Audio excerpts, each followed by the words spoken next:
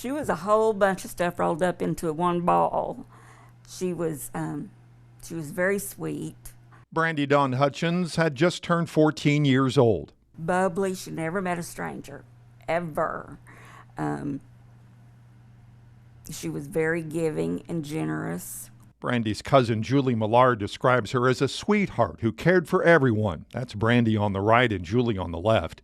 She was happy all the time. I mean, she's always had a smile on her face. But her cousin says she could also act out. Brandy also was very troubled and had behavior problems and didn't have a real stable home life. According to her cousin, Brandy wanted to have a sense of belonging. I think she would have went anywhere and done anything just to be accepted and loved, which I think is probably what ultimately got her into so much trouble.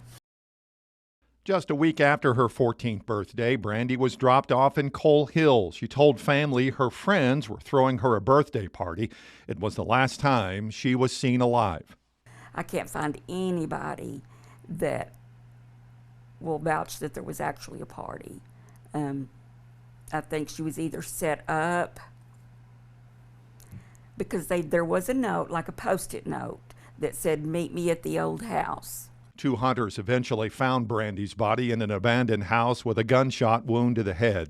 I just lost it. I couldn't imagine, and of course the first thing you ask is why and who. And now, 35 years later, Julie is still asking the same question.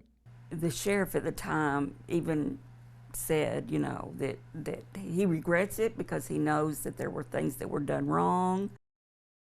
And you try to do everything you can to bring it to a resolution, and it just sometimes is aggravating to get where you need to be. Wes Kendrick was a Johnson County deputy at the time, eventually becoming sheriff about 10 years after the murder. It just sticks in your craw. There's probably not a day goes by that you'll see something that reminds you of it. He says the longer this case drags out, the harder it will be to get it solved. As time goes by, people forget. Every day that goes by, it makes this case and the others that linger around across the state and the country harder to bring to a resolution. But Julie says this case has gone on long enough and needs to be solved right now.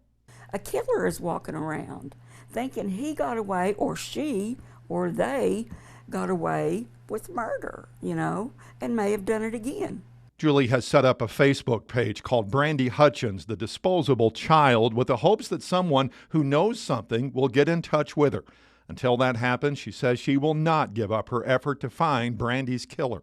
I want somebody to talk finally, to say it's gone on long enough, this family is hurting, Brandy deserves justice,